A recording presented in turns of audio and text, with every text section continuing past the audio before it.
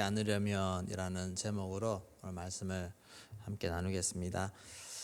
바리새인, 바리새인이라는 말의 이미지가 좋지가 않습니다. 가식적인 사람을 대표하는 말이 되어버렸습니다.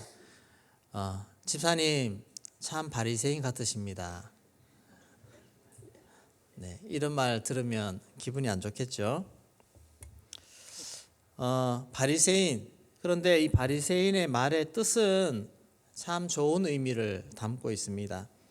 바리새라고 하는 이 용어의 어원은 파라시, 히브리어 파라시에서 왔는데 분리하는 것, 나누는 것, 구분된 것이라는 뜻을 가지고 있습니다. 구분되었다는 것, 이것은 거룩한 것을 의미를 합니다. 거룩하게 구별된 사람이라는 뜻입니다. 이 바리새인은 BC 150년경에 등장하기 시작했습니다. 그리고 숫자가 점점 더 늘어나서 예수님 당시에는 전체 인구의 한 20% 정도가 바리새인들이었다고 합니다.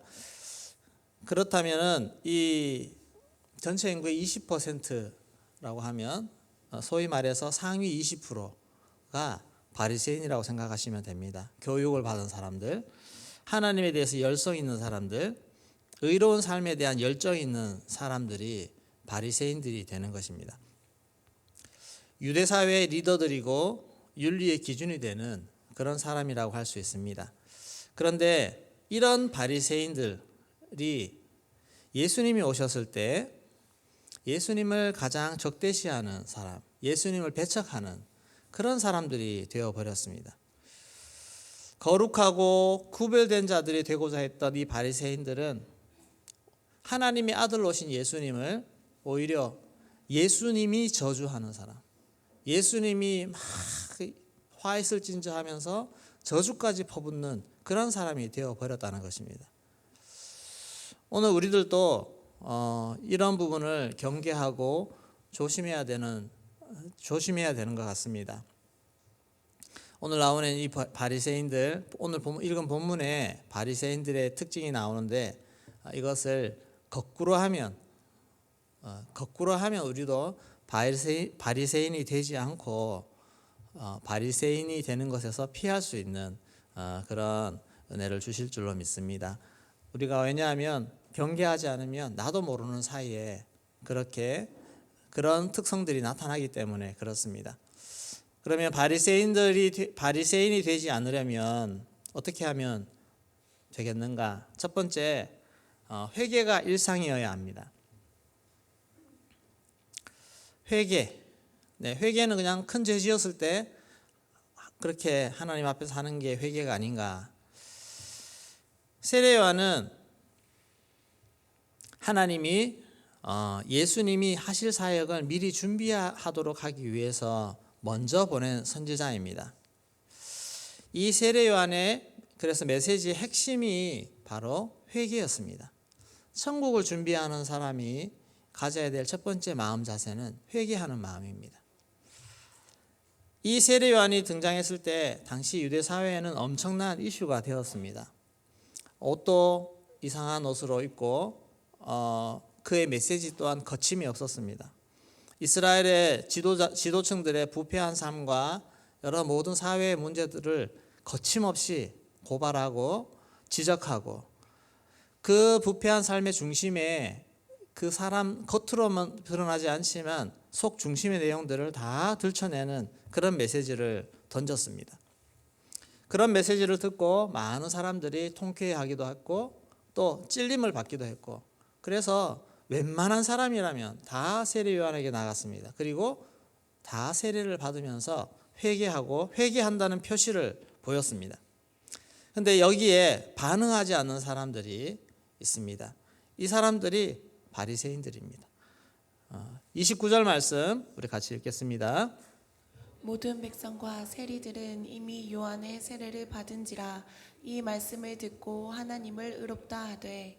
모든 백성과 세리들은 이미 요한의 세례를 받은지라. 웬만한 백성들은 다 받았다는 것이고 심지어 죄인들까지 다 요한에게 나와서 세례를 받았다고 하는 것입니다. 이 모든 백성들은 그럼 어떤 사람들입니까? 네, 평범한 서민들입니다. 또 어렵게 살아가는 사람들도 있고, 세리들 하면 무엇의 대명사입니까? 예, 죄인들의 대명사입니다. 죄 짓는 사람들, 사회적으로 손가락 받고 지탄받는 사람들.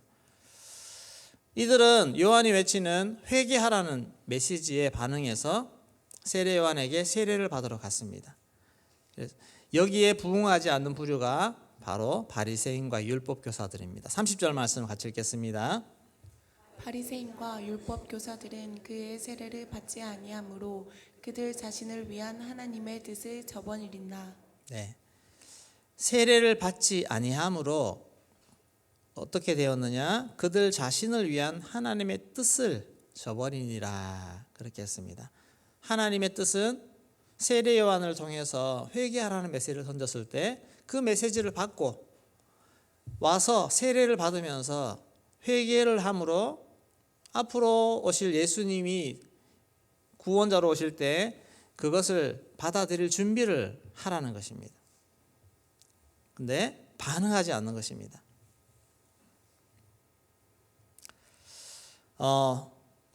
바리새인 율법학자들 왜 반응을 안 했겠습니까? 네, 교만하니까 그렇습니다. 내가 더 잘났다고 생각하고, 내가 잘못한 게 뭐가 있지? 별로 흠잡을 것이 없는 율법의 여러 조항들을 잘 지켜가면서 나만큼 잘하는 사람이 어딨냐라고 하는 그런 교만한 생각들로 가득 찼습니다. 그리고 내가 저런 많은 사람들을 가르쳤는데 내가 세례 요한에게 가서 잘못했다고 회개하고 세례받는 그 모습, 그런 모습이 부끄러운 것입니다. 내가 찔림은 있지만 내 잘못을 인정하고 세례받는 그런 장면을 보이는 것이 부끄럽다는 것입니다. 우리가 말씀에 찔림이 있으면서도 회개하지 못할 때가 있습니다. 정말 은혜 많이 받았는데 나도 뭔가 시원하게 한번 기도해 보고 싶은데, 회개하면서 눈물 한번 흘려보고 싶은데 왠지 주변 사람들의 눈치가 보이고 그래서 그렇게 하지 못하는, 그래서 뭔가 이렇게 찔림은 있지만 이 찔림을 회개의 자리에 가서 쏟아내지 못하고 해결하지 못하는 그런 상태로 지나가 보십시오. 다음에 또 한번 그렇게 지나가 보십시오. 여러분, 그런 것이 심령을 점점 굳어지게 만듭니다. 그런 것이 몇 번 되다 보면 심령이 굳어집니다. 우리 대은교회에 수많은 예배가 있고 기도회가 있습니다. 그런 상황에서도 뭔가 시원하게 하나님 앞에 한번 회개해 본 지가 오래되었다. 그러면 여러분, 심령이 많이 굳어져 가는 것입니다. 굳어 있는 것입니다. 하나님의 말씀 앞에 서면 우리는 우리의 연약함을 볼 수밖에 없습니다. 우리의 제약된 모습을 볼 수밖에 없습니다. 내가 아무리 의롭고 아무리 잘한 거 있어도 하나님 앞에, 말씀 앞에서 내 의는 누더기와 같은 것입니다. 하나님의 말씀을 깨달을 때, 정말 하나님의 임재하심을 대면할 때 우리는 그때마다 우리의 입술에서, 우리의 마음에서 제일 먼저 나오는 것은 회개입니다. 하나님을 마주했는데 어떻게 우리가 회개하지 않을 수가 있습니까? 나의 죄, 또 때로 나의 믿음 없음, 이런 것들을 고백하면서 하나님 잘못했습니다. 그렇게 회개하는 마음이 기본적으로 드는 것입니다. 우리의 죄는 거짓말하고 마음속으로 누군가 미워하고 그런 것만이 죄가 아닙니다.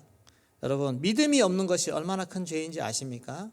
우리가 하나님의 말씀을 믿어드리지 못하고 정말 믿음의 행위로 나아가지 못하는 것이, 우리가 주님을 만나게 되면 그것이 엄청난 죄로 하나님 앞에 회개하게 되는 것입니다. 깊은 곳에 그물을 내리라는 예수님의 말씀에 그 믿음이 안 생겼지만 마지못해 그물을 던지지 않습니까? 믿음 없는 행위입니다. 물론 말씀에 순종했지만. 근데 그물이 찢어지도록 물고기가 잡혔을 때 베드로의 첫 번째 고백은 주여 나를 떠나소서, 내가 죄인입니다. 우리가 이런 나의 어떤 믿음 없는 부끄러운 모습들이 주님 앞에 발견되어졌을 때 우리는 회개하며 나아가는 것입니다. 그러면 그런 회개를 통해서 더 주님께로 자라가고 성장해 갑니다. 여러분, 주님을 발견할수록, 주님을 만날수록 내가 죄인임을 고백하게 되는 줄로 믿습니다. 특별기도회 중에 주님을 많이 만나셨습니까? 저도 이번 특별 기도회 통해서 참 제자의 모습에 너무 내가 못 미친다. 제자로 살아가는 것이 이런 삶인데 너무 많이 놓치고 있구나. 그런 저의 모습을 보게 되었습니다. 그랬을 때 참 제 마음에 주님, 제가 죄인입니다. 저를 불쌍히 여겨 주십시오. 그렇게 하면서 하나님 앞에 더 나를 내려놓고 더 은혜를 구하는 그런 모습으로 나아가게 되었습니다. 자, 이런 고백을 하면 죄인이라고 회개했는데 여러분 은혜가 닫힐까요? 은혜는 더 열리는 것입니다. 내가 죄인이라고 고백하는 순간 은혜는 열리게 되어 있습니다. 그리고 하나님의 영이 다시 부어지고 그렇게 우리의 마음이 부드러워지고 새로워지고 은혜로 채워지는 그런 경험이 우리에게 오는 것입니다. 회개는 마음이 굳어지지 않도록 우리의 마음을 갈아엎는 것입니다. 여러분, 회개한 지가 오래되었습니까? 내 마음이 자꾸만 예배 시간에 와서 앉아 있어도 뭔가 무겁고 딱딱하고 답답하고 그러면서도 뭔가 시원하게 안 열립니까? 경각심을 가지시기를 소망합니다. 내가 혹시 바리새인과 같은 마음이 되어가고 있지 않는가? 그런 마음을 돌아보면서 심각한 상태구나라고 진단하시고 이것을 뒤집어 엎으셔야 됩니다. 회개하는 마음으로 나아가셔야 됩니다. 두 번째, 바리새인이 되지 않으려면 말씀 앞에 반응해야 됩니다. 우리 32절 말씀 같이 읽겠습니다. 비유하건대 아이들이 장터에 앉아 서로 불러 이르되 우리가 너희를 향하여 피리를 불어도 너희가 춤추지 않고 우리가 곡하여도 너희가 울지 아니하였던가 같도다. 네, 아이들이 놀면서 서로 이런 놀이를 하는데 여기서 피리를 불면서 막 신나게 해도 반응해 주지 않는, 막 곡하면서 울어도 반응해 주지 않는 그런 모습을 보여주면서 바리새인들 너희들이 바로 이와 같다는 것입니다. 반응하지 않는 것입니다. 하나님이 선지자를 보내서 하나님의 마음을 전달해 주어도 이 백성들, 특히 바리새인들은 마음이 굳어서 반응하지 않습니다. 공감해 주지 않는 마음, 이런 마음을 가지는 것입니다. 바리새인들은 세례 요한의 메시지에도 반응하지 않았습니다. 예수님의 말씀에도 반응하지 않았습니다. 그냥 관망하면서 지켜보는 것입니다. 관계가 하나님 앞에서 열려 있다면, 여러분, 하나님의 앞에서 관계가 열려 있다면 하나님이 보내주신 사람이 말씀하시는데 우리가 반응하지 않겠습니까? 반응이 일어납니다. 하나님의 아들 예수님이 오셔서 말씀하시는데 우리가 반응하지 않겠습니까? 기도하자고 할 때 여러분 마음이 열려야 됩니다. 거기에 반응하셔야 됩니다. 기도하자는데 기도하셔야죠. 찬양하자고 하는데 여러분 입술을 꾹 닫고 반응하지 않는 그런 모습. 목소리가 높아져야 정상이 아니겠습니까? 이런 반응하지 않고 마음이 무미건조하다면 내 영혼이 많이 굳어져 있고 바리새인과 같은 마음으로 병들어가고 있는 것입니다. 영적 공감대가 회복되기를 소망합니다.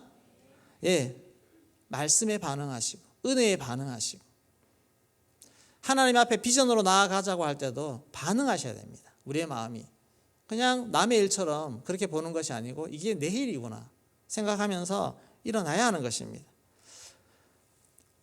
잘 움직이지 않아도, 마음이 잘 요동하지 않아도 여러분 애쓰셔야 됩니다.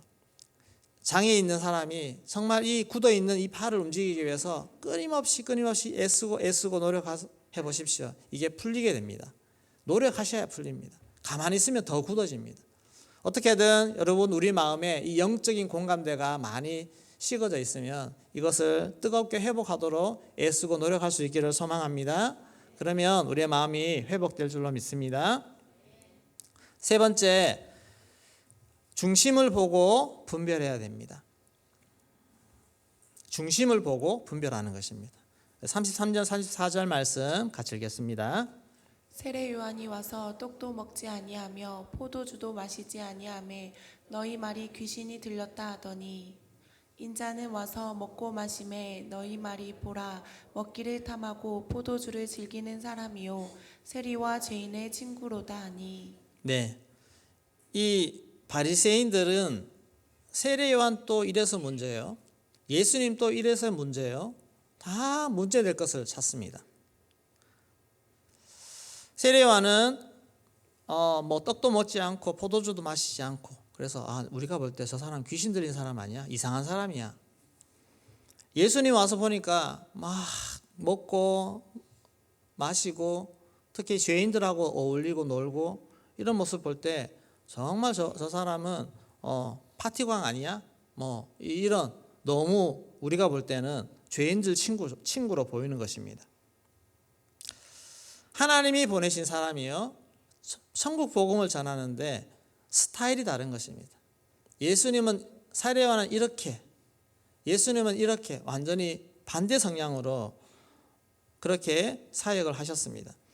예수님을 예비하는 사역으로 오셨는데 많이 다르지 않습니까? 바리새인들의 눈에는 세례요한도 마음에 들지 않고 예수님도 마음에 들지 않는 것입니다. 내 기준에 들지 못해서 내 틀, 우리의 방향 여기에 맞지 않으니까 불편한 것입니다. 이것은 철저히 자기 의와 자기 신념에 갇혀서 모든 사람들을 판단하는 마음입니다. 그러니 가장 위대한 선지자, 이 땅에 온 선지자 중에 여인이 낳은 사 중에 가장 위대하다고 하는 세례요한도 판단하게 되는 것입니다. 심지어 하나님의 아들이 오셔도 판단하게 되는 것입니다. 유튜브에 보면 보수적인 신앙을 가진 분이 본인 사역도 열심히 잘합니다. 열심히 신앙 있게 행동 잘 하시는데 그 자기 기준이 좀 너무 깐깐하다 보니까 그 기준으로 다른 목사님들과 다른 사역자들을 막 판단하는 그런 것을 보게 됩니다. 제가 기준이지만 제가 볼 때는 이분은 참 좋은 것이 많이 있고 조금 다른 부분이 있고 조금 더 이 포용하는 것이 넓은 그런 기준을 가진 분인데 자기 기준이 요만큼만 딱 요 안에 꼭 들어야만 맞는 것이고 여기서 조금 벗어나서 행동하면 그냥 다 공격하는 이런 모습을 볼 때 참 안타깝다는 마음이 들 때가 있습니다. 함께 사역하면 좋을 텐데 왜 아군을 향해서 총을 쏘느냐. 교회에서도 사역자들이 다 다른 성향을 가지고 다른 스타일을 가지고 있습니다. 내가 생각할 때는 목회자는 이렇게 해야 돼. 내가 생각할 때는 영혼 사역자가 이렇게 행동해야 돼. 그러면 그 틀 안에서 들을지 못하면 다 지적의 대상이요, 공격의 대상이요, 비방거리가 되는 것입니다. 우리는 사람의 겉모습이나 성향이나 이런 것보다 그 중심을 봐야 될 줄로 믿습니다. 중심을 보셔야죠. 어떤 중심으로 행동하는지, 말하고 하는지.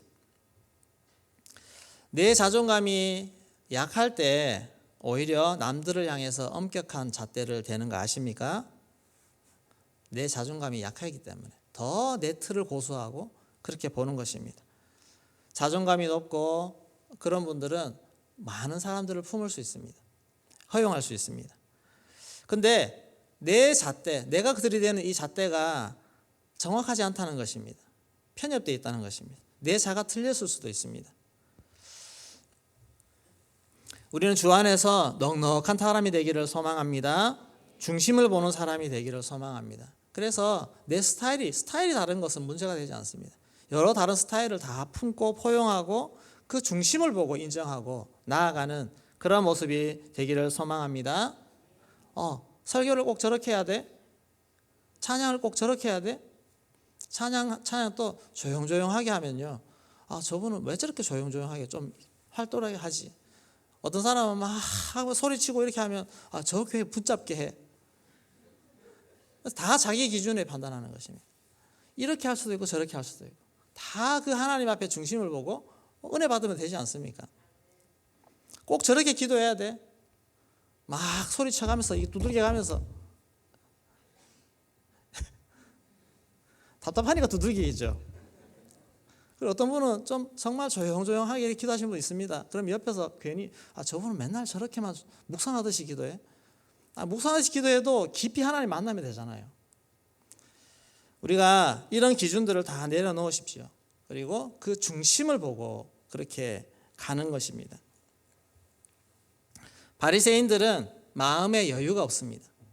하나님과 관계가 없기 때문에 어떻게든 자기의 행동을 통해서 사람들에게 어필하려고 그러고, 그러니까 자기 기준에 맞지 않으면 다 공격하는 것입니다. 우리의 마음에 이런 넉넉히 중심을 보고 많은 사람들을 다 품을 수 있는 그런 마음이 우리 안에 있기를 소망합니다. 말씀을 정리하겠습니다. 바리새인과 같은 마음은 나도 모르는 사이에 찾아옵니다. 내가 하나님의 은혜로 반응하지 못하고 회개하지 못하고 사람 눈치 보고 그렇게 있을 때 내 마음이 어느샌가 굳어져 갑니다. 여러분, 회개를 회복하기를 소망합니다. 은혜 안에 살아있으면 항상 우리는 하나님 잘못했습니다, 더 은혜 주세요, 용서를 구하는 그런 마음으로 은혜를 구하는 그런 마음이 되는 것입니다. 또 말씀 앞에 반응하기를 소망합니다. 여러분, 권면 앞에 반응하기를 소망합니다. 마음을 열고 그렇게 해야 됩니다. 또 중심을 보시고 더 넓은 마음을 가지고 옆에 모든 지체들과 또 나를 가르치는 자들, 또 목회자들, 많은 사람들을 중심을 보고 품고 따라갈 수 있는 그런 은혜가 있기를 소망합니다.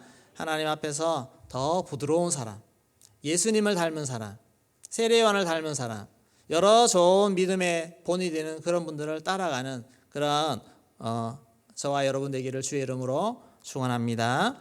네, 같이 기도하겠습니다.